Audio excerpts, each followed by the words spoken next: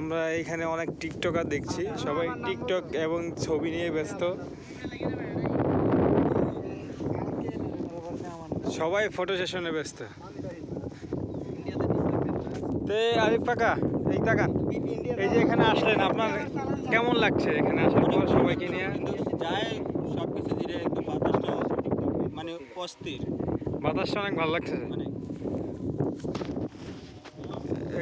কাকা এখানে আসলেন, কেমন লাগছে আপনার?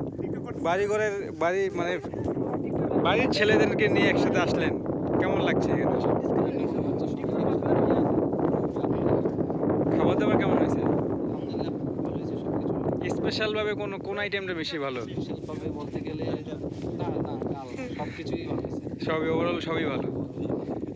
সাইদ কেমন হয়েছে আজকের খাবারগুলো? আলহামদুলিল্লাহ ভালো। আমরা প্রতি বছর এরকম ট্যুর দিয়ে থাকি বন্ধু বান্ধবদেরকে নিয়ে, বড় ভাইদেরকে নিয়ে। এই জায়গাটা কেমন? এখানে যে আমরা আসলাম, এই যে গোগরার বিল, এই যে গোগরার বিল, চারিদিকে বিল আমাদের, আর মাঝখানে এরকম একটা বাতাগাছের একটা রাস্তা আছে। এই রাস্তাটায় আসার পর কেমন লাগছে?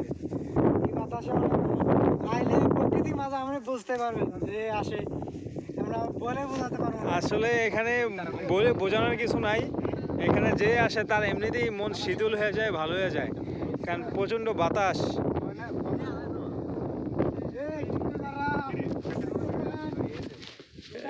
এই যে এখানে সবাই ছবি তোলায় ব্যস্ত, এবং কি সবাই এখানে বাতাসের ফিল নিতেছে।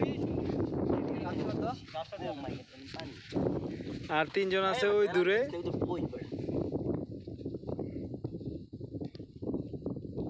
আমাদের মাঝি আসে নাই, মাঝি হয়তো বউয়ের সাথে ফোনে কথা কইতেছে, নতুন বিবাহ করেছে আমাদের মাঝি, তাই এখানে আসে নাই।